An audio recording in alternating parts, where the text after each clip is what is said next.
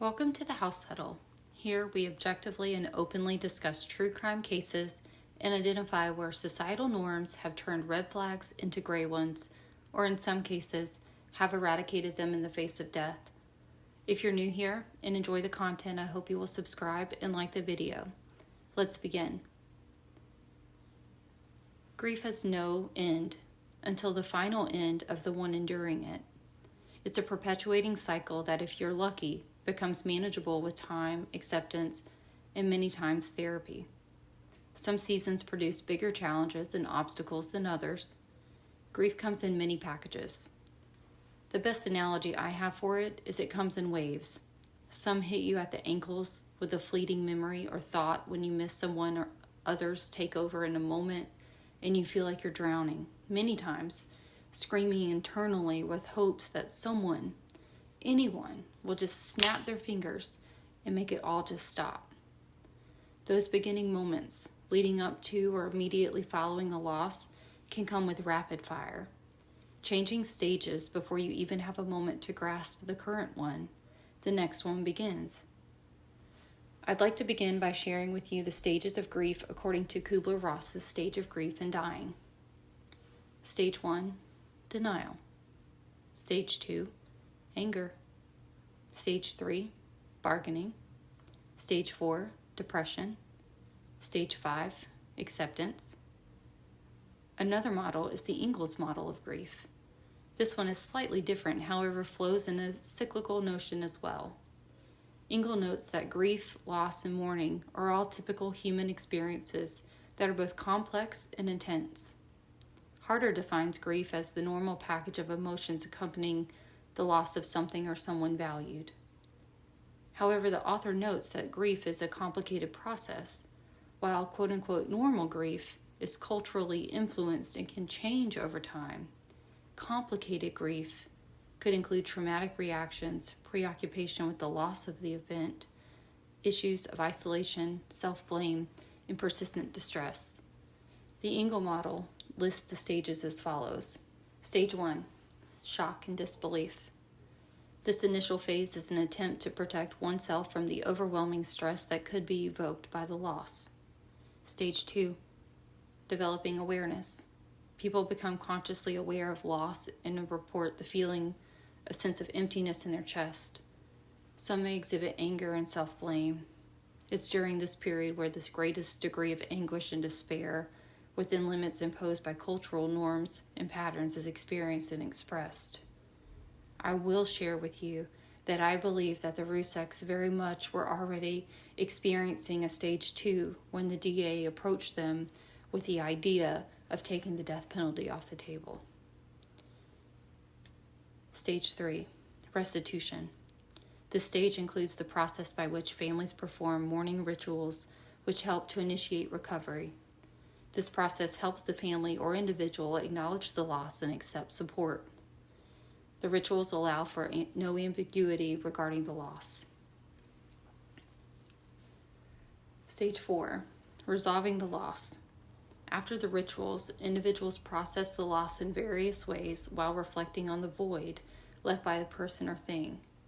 During this time, the person's thoughts are preoccupied with views of the person or thing in an idealized way. Stage 5, idealization. During this last stage, the mourner's loss lessens over time as they think about positive traits from their experience with the person or thing. The emotional triggers are reduced. The person begins to return to focus on the present life around them consciously, and the interest for new relationships increases. I don't believe we can discuss the Watts case without addressing the fact that divorce is, in and of itself, very much a loss that mimics death.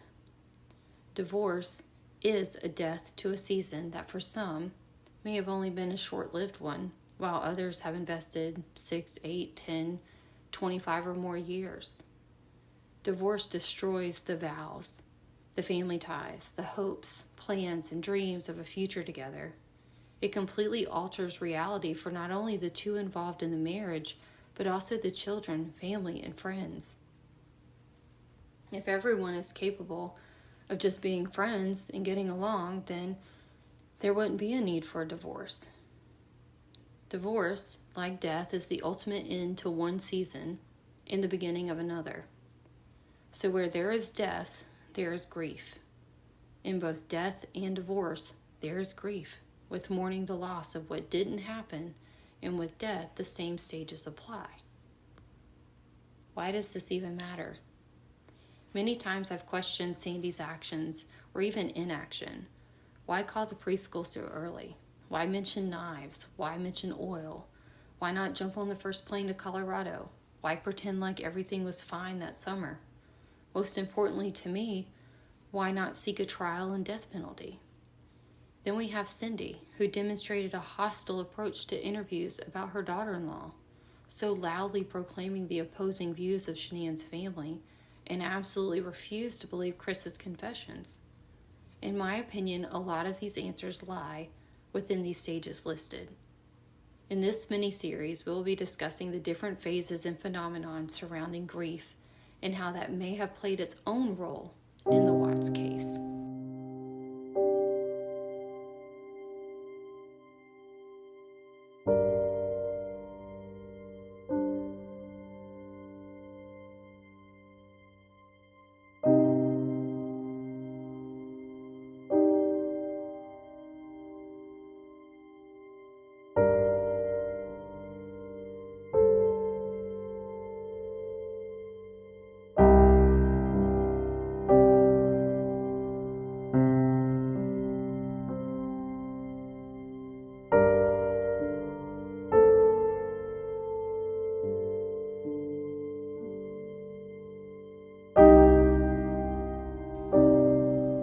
This phenomenon is similar to when an abused wife looks back on their marriage and says, "Oh, my husband was so good, he did this."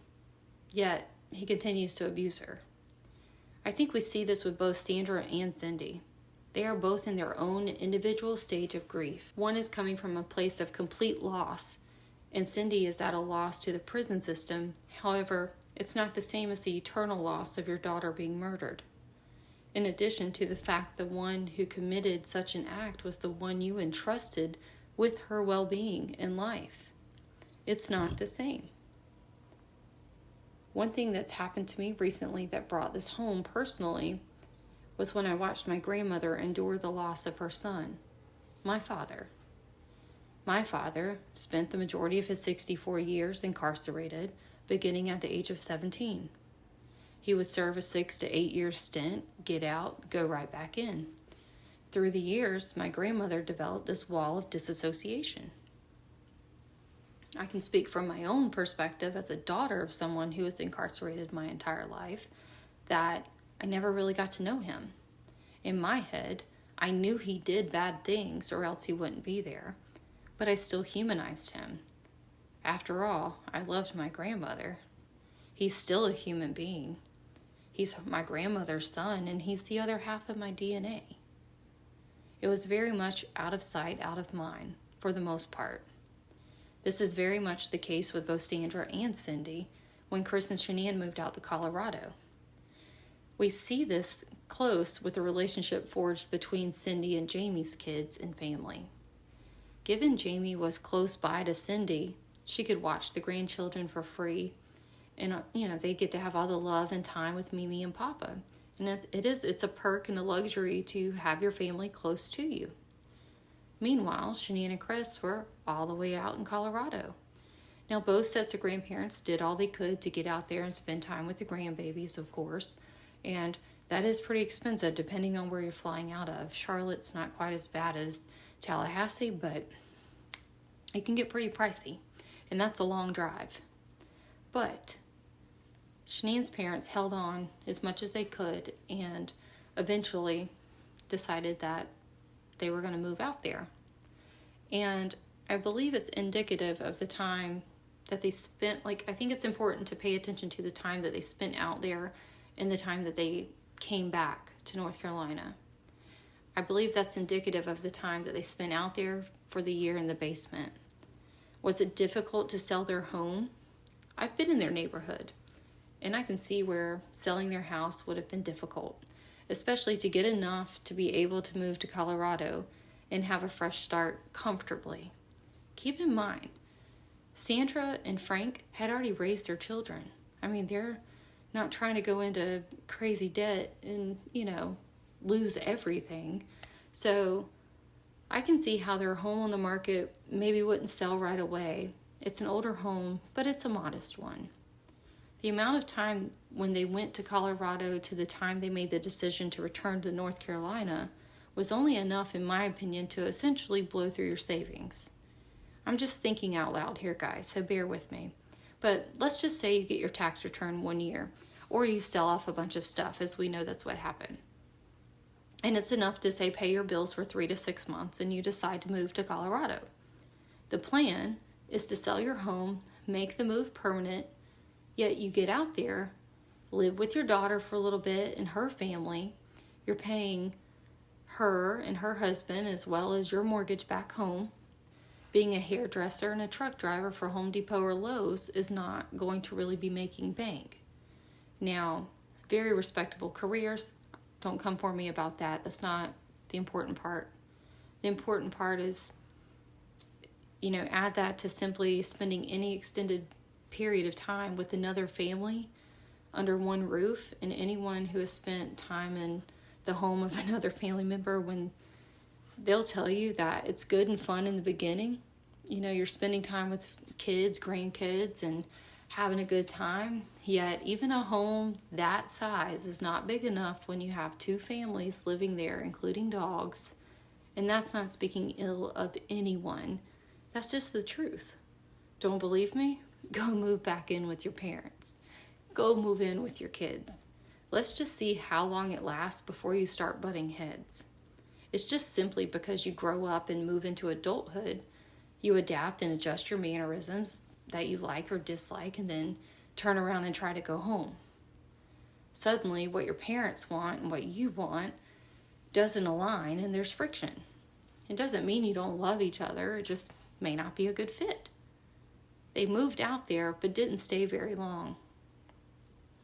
A year to pick up and move across country isn't a long time to get settled before deciding to move back. Keep in mind, in Cindy's letter, where she's responding to Sandra, Cindy mentions a conflict that occurred that we only have one side of the story on. And that was the time when Cindy flew out there to watch the girls for Chris and Shanann, and the Ruseks were still living in the home. And so then, it was a conflict, and something happened, and the Ruseks packed up immediately and left. And we'll dive into that on a different video. But, a year to pick up and move across the country, and then deciding to move back home really doesn't even give you time to settle in. So my guess is the memory and the thought, because guys, we know how Facebook makes everything look so much better, right? So you can book a 5-star hotel online, then get there and cancel the reservation before you even see the room, because the flipping hotel does not even look like it did in the picture. So if you think about that in terms of your family and friends, it's kind of like that family photo where everyone's smiling and it looks amazing. Meanwhile, what people don't see is the other 400 photos of the toddler screaming, the husband doesn't want to be there, the mother's exhausted, and the photographer's tapping her watch. I think most people understand what I'm saying. Yes, the look on Facebook looks amazing to have your family there, but then actually being there wasn't all it cracked up to be, and they were ready to go home. It's like the luxury of having grandchildren is you get to love on them and spoil them and then give them right back to their parents. But you can't really do that when you're living with them. Never mind the amount of money they were paying Shanann to live in the unfinished basement. Maybe it looked better online. They moved out there and decided, nah, we're good. All of this to show you this geographical distance and this learned behavior of out of sight, out of mind. It's not a problem unless it has to be a problem. And it is not really something you address or deal with until you actually have to deal with it. For example, some folks will clean themselves into the ground if they know someone critical is coming to visit, especially the in-laws. I've seen this with women and wives of many socioeconomical statuses. I mean, it happens across the board. Because heaven forbid they get there and think the house isn't up to par or not clean enough. But are those baseboards getting scrubbed every single week? Absolutely not. And those critical loved ones, they're going to get there. You're going to enjoy their company. And you're going to look back on that time and reflect on the good memories made. You're not even going to mention the stress and negatives of having them come to visit. It's such a learned behavior that you've developed. You're not even thinking about the negatives. If someone asks you, you're going to probably mention the movie you went to see or the new restaurant you tried and it was delicious. See what I mean?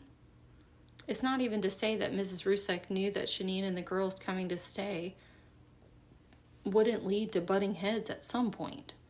She knew her daughter. She knew her daughter's temperament. My own stepfather will tell you that we have a good 20 minutes and then we're set. We laugh about it all the time, but literally we get together a solid 20 minutes and then much past that and one of us is getting on the other one's nerves. We've been doing that since I was 16 years old. And I love the man more than anything. But I really think that's why the concept of going from one set of grandparents to the other was the plan. That was to give each set of grandparents a break in order for it not to be too much on anyone. A pregnant woman coming with two loud and squealing young girls into calm and modest homes. In order to avoid lingering conflict, she was planning to bounce from one set of grandparents to another. Quite brilliant thinking, if you ask me. It makes sense when we read Sandra's letter to the judge, because she's making an account of Shanann for all the good things and qualities. But you can't tell me that Shanann spent half the summer in those modest homes with her parents and they never butted heads. The truth is, we never hear about any disputes. And while, in my opinion, it's not bashing Shanann, I do believe that it would help neutralize some of the polarity in this case. The truth is, and I am going to speak directly to mothers, and especially because that's what we're talking about in this episode is mothers, but every one of them can lose their crap when their kid gets annoying. I mean, it happens. And any of you acting like your kid never gets on your nerves is lying or drugged or drunk or something, but sure as hell not a present parent. I'll tell you, I love my children more than anything in this world, but I will also tell you quick that they can get on my nerves sometimes. And it doesn't even have to be anything serious. It's just, it happens. As far as mothers, being across the country, you learn to live knowing that they are at a distance. You're not really worried about them every single minute of every single day if you're healthy. When they are incarcerated, you learn to detach and love them from that same distance. It's the same concept. Even as a daughter of someone incarcerated, I learned to love them, or love him, I should say, with a detachment and from a distance. You don't sit there constantly thinking about the day-to-day negatives or hell that someone who's incarcerated goes through. If you asked me or my grandmother about my biological father when he was incarcerated, we would tell you that if he was incarcerated, then at least he had a roof over his head, 3 meals a day, clothes, and a bed to sleep in. He's not out sleeping in the woods after all. It's all pretty positive, right? Well, guys, we live in Florida. It's notorious for some of the worst prisons. When I tell you he had been in almost every single one of the major ones, he was there, and it was bad. But we never spoke of that or thought of that. The common blanketed term was that he was, quote unquote, safe. Safe in that we knew he wasn't sleeping outside, homeless.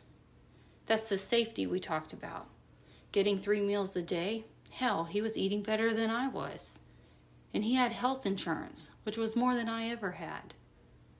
There was a lot of security and safety in prison, which is what we told ourselves to make it tolerable to accept where he was. If I sat around and thought about every assault opportunity that could have occurred, I mean, just the verbal assaults. I have 2 teenage boys, and I could not fathom ever being in that, like having them be in that environment, ever. It would absolutely, I mean, it physically makes me sick just to think about it. Think of that from the perspective of Cindy Watts. She has to come to terms with the fact that she's lost her daughter-in-law, who she may or may not have been close to, her grandchildren, and her dreams for her son and his freedom. I have a former mother-in-law that I communicate with every now and then, but we were never really close when I was married to her son. She's the only one I still speak to, and yes, there have been more than one on my journey, unfortunately. The relationship between son-in-laws and their in-laws is often closer than that of the daughter-in-law. At least in our case, that's how it's been. My former husband rather quickly developed a meaningful relationship with my mother. She very much stood in for him emotionally in ways that he couldn't connect with his own mother. Yet, his mother and I went head to head a few times. It was her protective instincts, similar to Cindy. I was a single mother and he didn't have any children. Fast forward 14 years later, we married, had a baby together, and later divorced. She and I now communicate, and the level of respect between us has only grown. Our relationship didn't look the same as her son with my mother. When my mother died of cancer, he came to her funeral to grieve his own loss of a mother figure, as did 4 other exes dating all the way back to my high school years. My mother mothered anyone and everyone that needed it. So while there was love in both in-law relationships, it looked very different. I can only share from my own experience in essentially the very case we are discussing. The emotional connection between mother-in-law and daughter-in-law may not be as easily established as that of the son to mother-in-law. I would really love to hear your thoughts, so first and foremost, take the emotion out of it. Literally, no emotion, guys. Reflect on your own relationships, your friends. What do the mother-in-law relationships look like for both the husband and wife? How did it start versus where it is today? In this case, it was pretty clear the Ruseks were all on board for Chris. Meanwhile, the Watts had lingering doubts about Shanann. And it happens, guys. It's not the end-all be-all. Maybe you hit the in-law jackpot, but that's not typically the norm. And in-laws can cause a lot of issues within married couples time and time again. It's certainly something to make a mental note of. Leave and cleave is a biblical principle for a reason. You have to take into account the individual relationships between the couple and in-laws when looking into this case. Both have suffered greatly, and the emotional distancing is often a coping mechanism kicking in. Let's talk about this distancing phenomenon a little bit more.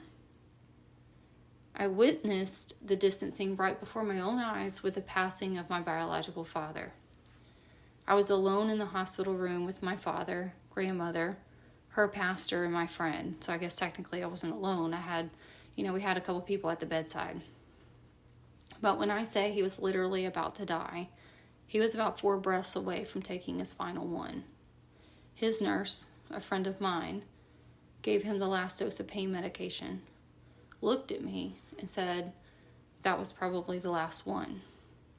I nodded in agreement and then had to interrupt the pastor and my grandmother from talking so she could focus on her son.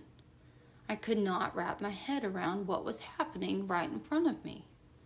She was apologizing for missing church that night while her son was gasping for his final breaths. Like, what in the actual hell was going on at that point? I just could not grasp it. I switched from daughter to nurse mode, and I felt the switch when it happened.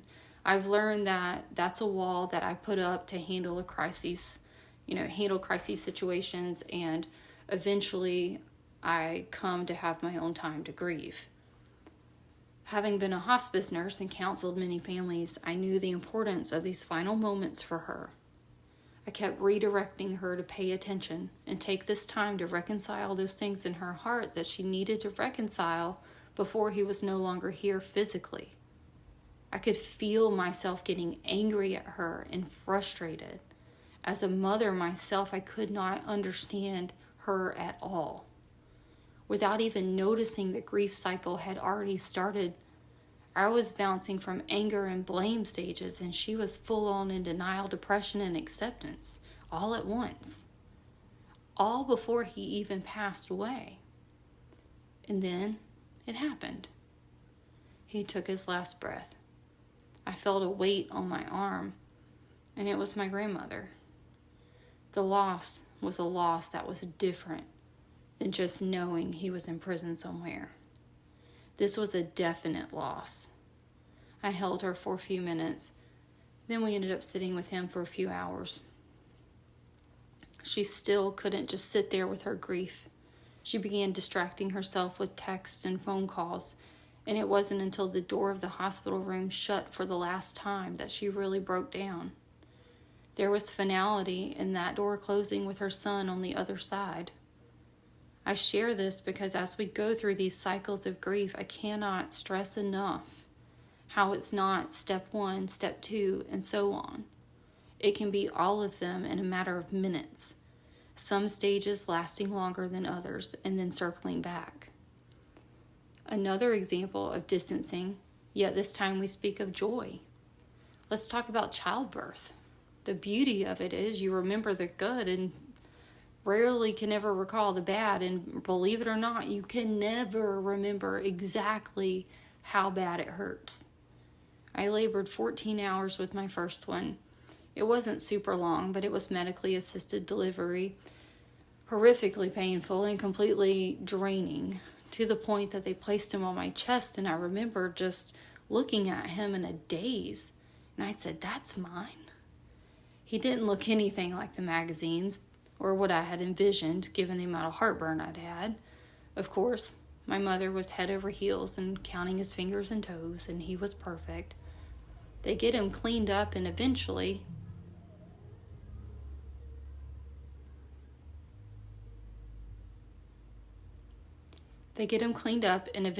it's time to go upstairs. We have this thing in the hospital that you push a button and it plays a lullaby between the floors to alert that another baby was born. Guys, when I tell you I broke down crying when I pushed that button and heard his lullaby play, my nurse was freaking out trying to figure out what was wrong because of how extensive the delivery was. She just knew something medically had to be wrong. And I finally was able to put it into words, and I just said, "I just had a baby." And I finally was able to pull my emotions and get them aligned with physically what had just happened to me. And my nurse, bless her heart, she was so amazing. And we ended up laughing it off. And she's like, "It took you this long to realize you just had a baby?" And that moment truly will forever stick with me, and that's been over 18 years ago now. It was a joyful time, and my heart has been so full with the many moments since then. And I've watched this baby grow from a baby into a man. But if you were to ask me a few short 3 years later if I remember just how bad that hurt, the answer was no, because baby number 2 wasn't waiting. And one thing I remember saying about him was, "I forgot how much this hurts."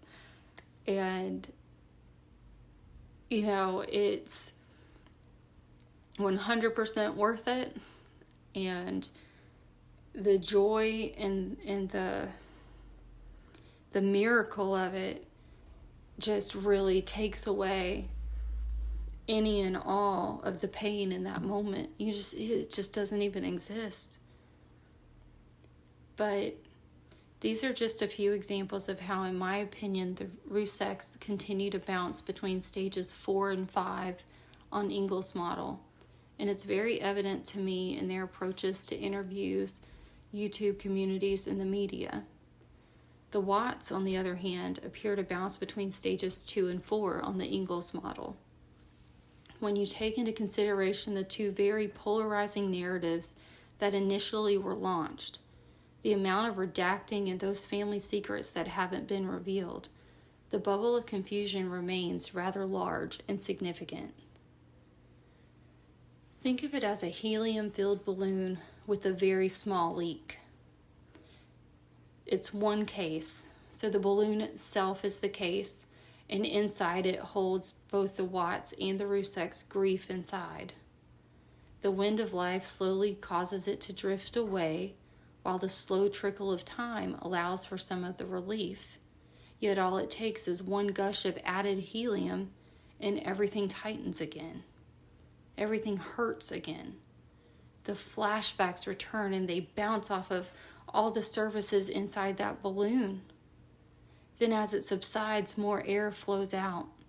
The balloon slowly starts to drift along life's path, getting smaller as time passes. Yet with each stage of grief, the pain loses its stretch and flex on the families.